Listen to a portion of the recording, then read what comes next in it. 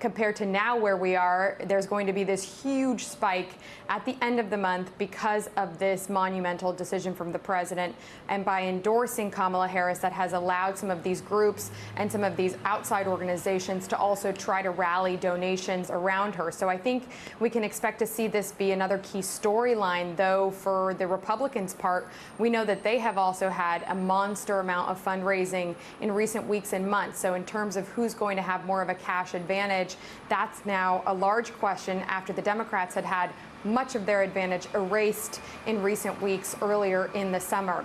You mentioned polling, Hallie. We do know that President Biden in the last couple of weeks had asked some of his most trusted aides to show him polling about Vice President Harris's standing in a head-to-head matchup with former President Trump. We know that that's something that he wanted to see. We know also that the Biden campaign quietly had been doing some of that internal polling, and they weren't going to really publicize that. And they were doing that in a way to try to look at this, they argued, because Donald Trump was stepping up his attacks on Kamala Harris in real time. That's how they tried to frame it. But we know that that's also data that likely President Biden would have wanted to see in order to make his decision. And when you look at the public polling in terms of how Vice President Harris does against former President Trump, there is really a lot to compare with how President Biden was faring. So there is some question here about some concerns in some key battleground states, but there is a sense and some thinking that once Vice President Harris is going to really be the person people and Democrats rally around, she could see a bump in the polling. We'll see if that bears out. But that was something I'm told that President Biden did consider. He wanted to know more details about, and clearly it's something that's been a part of the conversation with some other really bleak battleground polling, I'm told, that he was presented with this weekend. Hallie. Monica Alba, thank you so much. Kelly O'Donnell, let me go back to you on the South Lawn, because as Monica was speaking there in just the last 30 seconds or so, we're getting word about a bit of a schedule shift for the vice president. She is heading to Wilmington later today, right?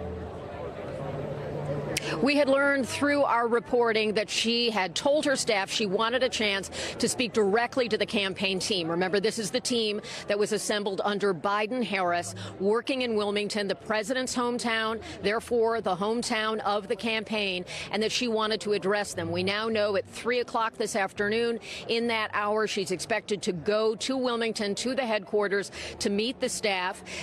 You can't discount the emotion that is involved in all of this. She, of course, had been a part of the campaign, but now takes on a new role as the president has endorsed her to be at the top of the ticket. The announcements are beginning here. I'll just finish up by saying that the vice president will make that connection with the team that will now work on behalf of trying to get her elected in November if things go as they plan, as this event gets underway. Hallie.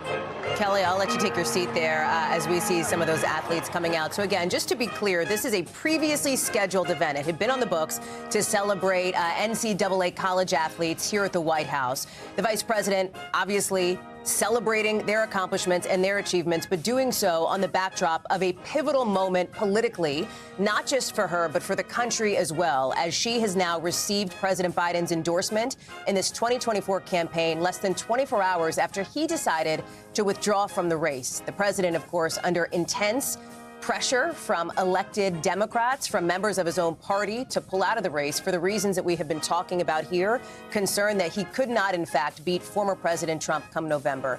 We are just presumably seconds away from the vice president here walking out. And Monica, interesting, Monica Alba, who's with us as well, that she is going to be heading up to speak to campaign staff. It is a new moment for the Democratic campaign, whether she ultimately becomes the nominee or not.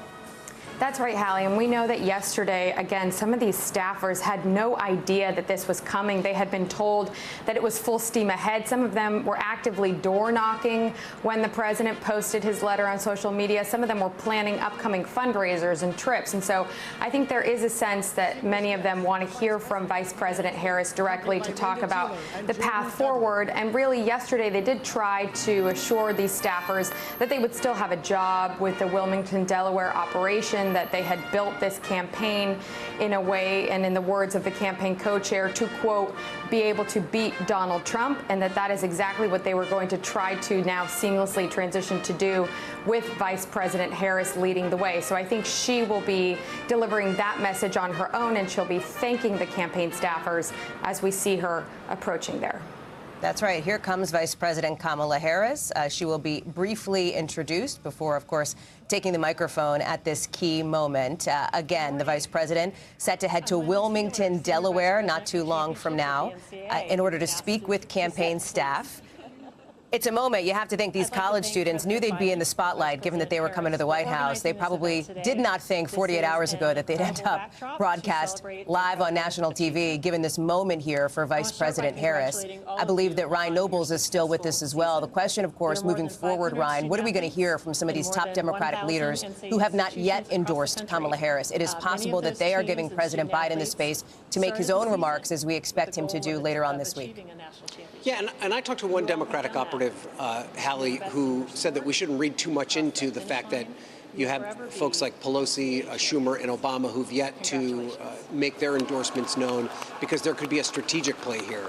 For instance, when President Obama and Michelle Obama decide to endorse, if they decide to endorse Kamala Harris, that on its own could be a day-long news cycle, especially if President Obama is willing to go on camera and talk about it. So, you know, I don't think that we should read into it that there's any kind of reluctance on behalf of any of these leaders to step up and endorse Kamala Harris, but there could be more of a strategic plan here. And I also do think that there is a real concern and an angst among Democrats that this process plays itself out too quickly, and that it looks as though no one else was given the opportunity to raise their hand and get involved in this race.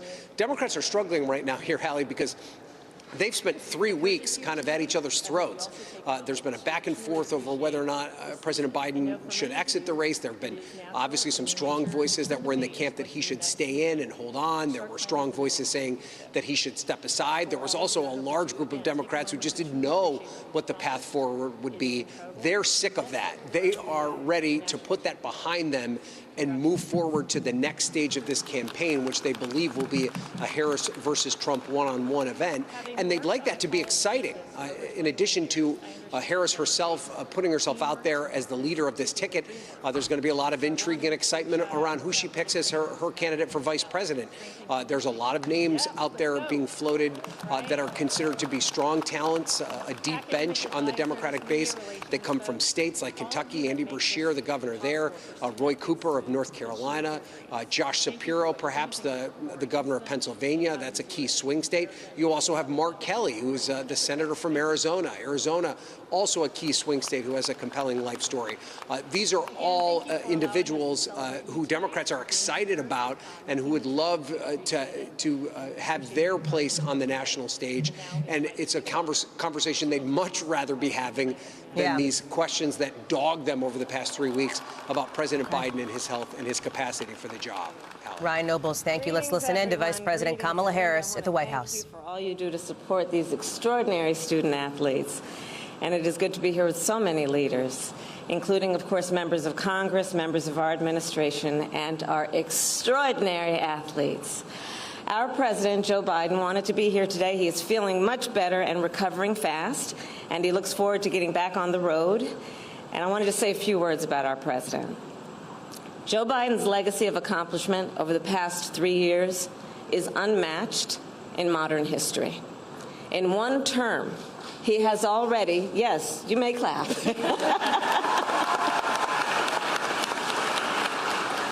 In one term, he has already surpassed the legacy of most presidents who have served 2 terms in office. And I first came to know President Biden through his son, Beau. We worked together as attorneys general in our states, and back then, Beau would often tell me stories about his dad. He would talk about the kind of father and the kind of man that Joe Biden is. The qualities that Beau revered in his father are the same qualities that I have seen every day in our president. His honesty, his integrity, his commitment to his faith and his family, his big heart, and his love, deep love of our country. And I am firsthand witness that every day our President Joe Biden fights for the American people, and we are deeply, deeply grateful for his service to our nation.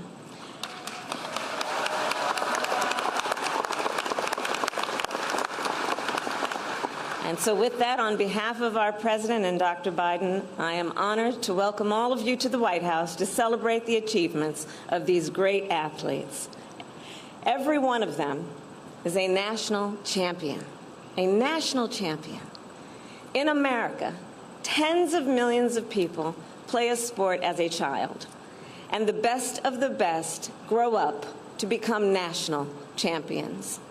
Here today, we have 7 undefeated teams, 11 repeat champions, and 20 first. You have been listening to Vice President Kamala Harris there on the South Lawn of the White House at an event meant to celebrate college athletes. But at the start, you heard her there effusively praising President Biden less than 24 hours after he decided to withdraw from the Democratic 2024 ticket and endorsed Kamala Harris, who is speaking now. She says she is so grateful to him for his service to the nation, talking about his unmatched legacy in modern history, and also saying that the president's feeling better and recovering fast from his COVID diagnosis. Monica Alba is joining us now. All of this, Monica, as the spotlight now intensifies on the vice president and her political future.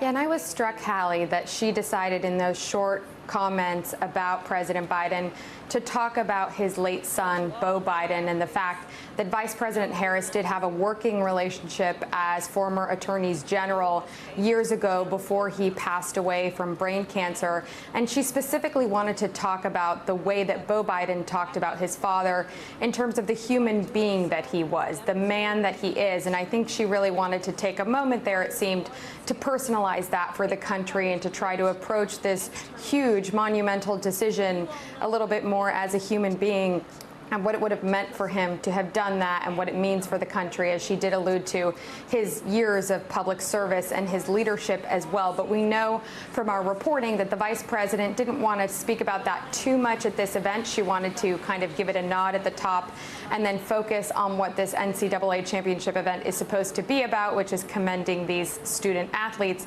But we know that later on this week, she is going to expand on that, and she will be talking about that in a more fulsome manner. And I think when she hits the campaign trail, she's scheduled to go to Milwaukee, to Wisconsin tomorrow, for instance. We'll hear more about that. And then that also raises this question, Hallie, about when we're going to hear from President Biden in his own national address to expand on why he made this decision. And she did say he's feeling better. He's still recovering from his case of COVID, but he might be coming back to the White House in the next few days to deliver that major address, which I'm told his aides, along with the president, who of course will have a very key hand in that speech, they've already started working on it. They are drafting sections of it today and will be working on it as well, while he is still in Rehoboth Beach, Delaware. And once his doctor gives him the all clear to return to Washington, we expect that one of his first major acts would be to deliver that speech. We believe from the White House, though I'm told by several officials that the exact venue, the exact format, length, and timing is still a bit up in the air, depending on his health. But I think there is this also larger question about just how we're going to see Vice President Harris now in this newer role. And I'm told that she's going to be doing things like she's doing today, which is some things that President Biden would have been doing as well. She is anticipated to be meeting, in addition to the president, at some point this week with Israeli Prime Minister Benjamin Netanyahu, who is coming to Washington for a couple of days. And so I think we're going to see both the president and the vice president in these engagements in the official capacity, because that is still the day job, while now Vice President Harris is going to hit the trail as the potential nominee, while we know President Biden, we're told, also actively wants to get back on the campaign trail now to stump for her, which will be a shift, obviously, in what he had been doing in the last year and a half of his reelection effort. We know that there are even fundraisers that he was supposed to be doing in the coming weeks that it's possible he could do that morph into raising money for now the Harris operation for president. And we know that the two of them spoke several times yesterday and likely will continue to be very, very closely in touch, Hallie. And then I think it will be significant as the vice president is doing her official duties here at the White House, and then this afternoon she's going to shift more into campaign mode, if you will, when she goes to the Wilmington, Delaware headquarters, and she speaks to the staff there. And she said in her message posting about that trip that it is only 105 or so days to go until the election, and she's really pledging to earn and win this nomination, she says. Hallie. Monica Alba outside the White House. Of course, Republicans are now facing the prospect of a new political opponent for former President Trump and his new running mate, Ohio Senator J.D. Vance. NBC's Vaughn Hilliard covers the Trump campaign. Senator Vance has his first solo rally today, Vaughn. And based on my reporting, it seems as though the Trump campaign will go after Vice President Harris in a couple of ways, lashing her, they intend to the Biden agenda, and going after her record in California politics as well.